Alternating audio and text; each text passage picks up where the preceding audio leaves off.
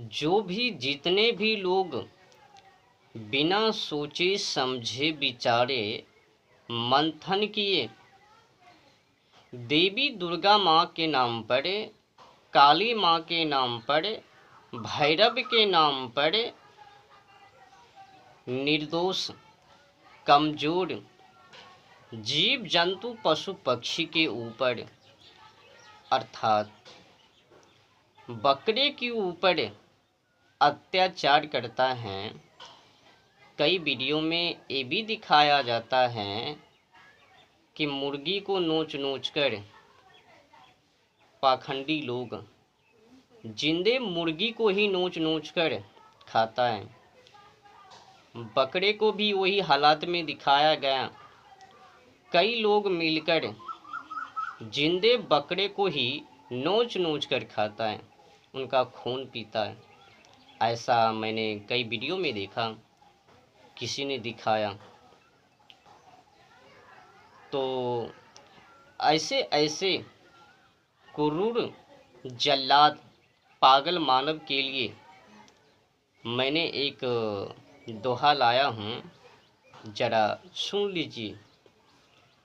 लिखा गया है, बकरी पाती खात हैं ताकि काढ़ी खाल। अब समझ लीजिए कि जो बकरी केवल घास फूस को खाई, उसी पर अपनी पूरी सारी जीवन जिंदगी को यापन की बिताई, तो उसकी हालात ये आखंड पाखंड अज्ञानी धूर्त पागल मानवों ने ऐसी की तैसी कर दी, उनकी हालात बेहाल कर दी, उनकी जीवन को नरकिया बना दी। समझने की विषय है।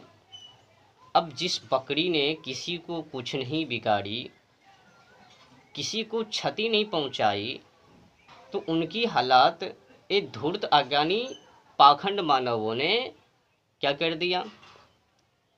जब निर्दोष बकरी की हालात वैसी हैं, तो अब समझ लीजिए कि जिसने अपराध किया उनकी हालात कैसे होने वाले हैं। जरा आकलन कीजिए। एक कल्पित नहीं, सच्चाई है। विडंबना कीजिए।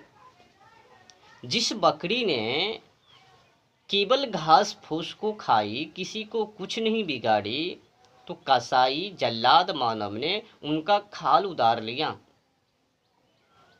बकरी पाती खाते हैं ताकि काढ़ी खाल, तो खाल उतार लिया।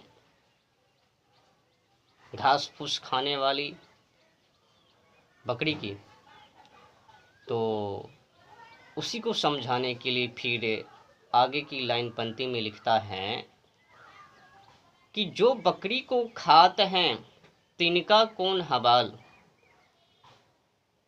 तो तुमने निर्दोष कमजोर बकरी की हालात वैसी की, अब तो तुम लोगों के लिए भी ऐसी की तैसी व्यवस्था है।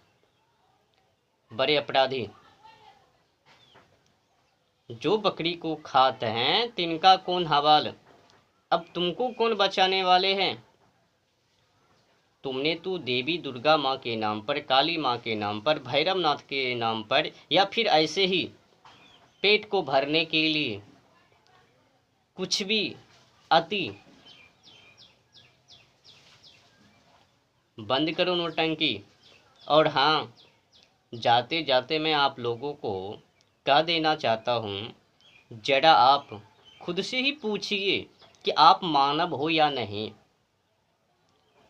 ऐसे तो मानव वही कहलाता है जिसमें गुण कर्म स्वभाव हो, दया हो, ममता हो, क्षमा हो, संयमी हो, धैर्य हो, साहस हो, पराक्रमी हो, वीर हो, क्रांति हो। मानव वो नहीं कहलाता जिसमें कि अपनी लज्जित को घोर कर पी गया, शर्म नहीं है, दया भाव नहीं है, वो मानव नहीं है। जिस मानव में जल्लादी है, क्रूर हैं, अत्याचार हैं, वो मानव तो बिल्कुल 0% में भी नहीं आता।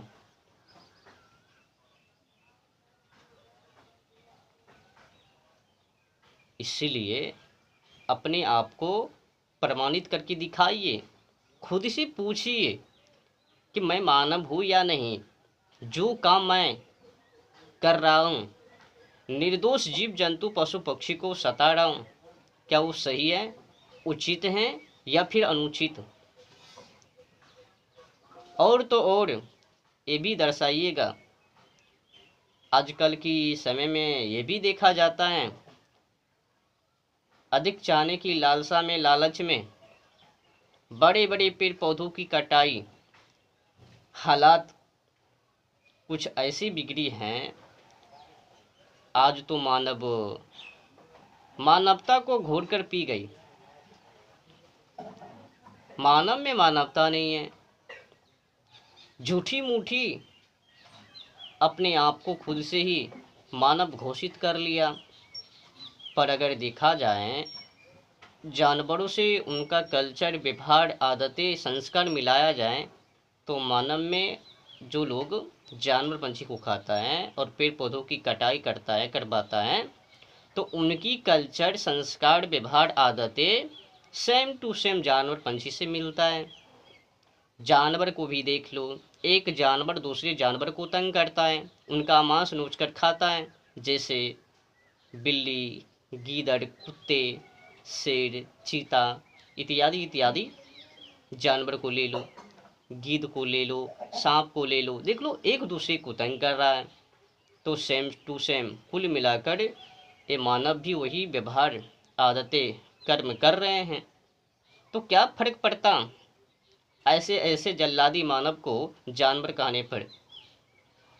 कुछ फर्क नहीं पड़ता। एक सलूक है, मैं वो भी आप लोगों के सामने प्रस्तुत कर देता हूँ। लिखा गया है, मांस भक्षे सुरापाने, मूर्खे चो अक्षर वर्जिते, पशु भी पुरुष आकारे भाड़, अक्रांता चो मेदनी। अर्थात मांस खाने वाले, शराब पीने वाले मूर्ख और निरक्षर मनुष्य रूपी पशुओं से दबी यह पृथ्वी सदा पीड़ित रहती है। जो लोग केवल मांस खाने का ही हाल जानता है, शराब पीने का ही हाल जानता है, जानबूझकर ज्ञान को प्राप्त नहीं करता, ऐसे ही घूमता फिरता रहता है, ऐसे ऐसे मनुष्य मनुष्य नहीं कहलाता है, बल्कि मनुष्य के रूप में पशु कहलाता है। समझते हुए, समझने के बावजूद भी नौटंकी करता है, हमें कोई फर्क नहीं पड़ता। एक मानव ने अगर नहीं खाया तो उससे क्या लेना देना, ऐसा सोच रखता है तो समझ लेना एक नंबर का घटिया किस्म का वो मानव है। उसी के चक्कर में, वही सोच में अनेक मानव पड़े हैं। हमसे ये नहीं, उनसे वो नहीं, एक से क्या जाता, अनेक से लेना देना है, विकृति पैदा मनों में कर लिया। तो मैं आप लोगों से क्या देना चाहता हूँ, खास करके धर्म के नाम पर और मानव होने के नाते निर्दोष कमजोर जीव जंतु पशु पक्षी का मांस नोचना बंद कीजिए। जिस तरह से आप लोगों को जीने का अधिकार है, उसी तरह से उनको भी जीने का अधिकार है।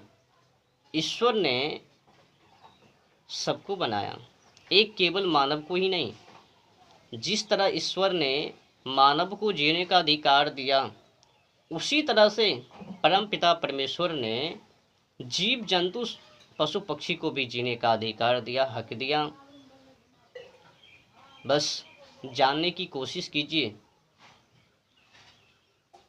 अब भला एक पिता दूसरे पुत्र की हत्या कैसे करवावे दूसरे पुत्र से? देवी माँ, काली माँ, दुर्गा माँ, भैरव क्या भला अपने पुत्र की जबा करवावे दूसरे पुत्र से, दूसरे पुत्रों के हाथों से? अगर ऐसा वैसा है तो खुद ही माँ हो, पिता हो, अपने खुद की पुत्र की दूसरे पुत्र से जबा करवा के देख लो, साबित करो।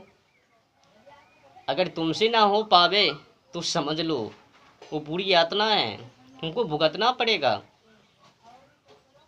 और हाँ, देवी दुर्गा माँ, काली माँ किसी निर्दोष कमजोर जीव जंतु पशु पक्षी का मांस और उनका खून नहीं पीता है।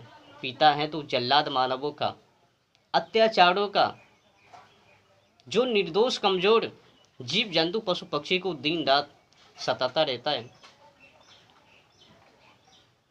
समझ लिया?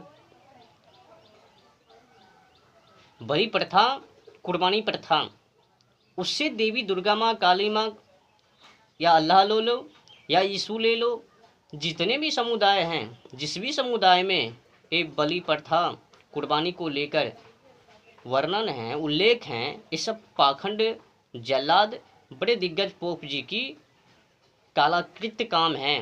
कुछ भी ऐड करके वो सब कर लिया, नियम को बना दिया। अब बड़े पोप जी तक आसानी से वो बूटी मिल जावे, पहुंच जावे। तो बाइबल में क्या लिखा था? मछली को लेकर, पंडुक को लेकर, कबूतर को लेकर। बाइबल में और भी लिखा है बहुत सारे, बछड़ा को लेकर, पकड़ा को लेकर,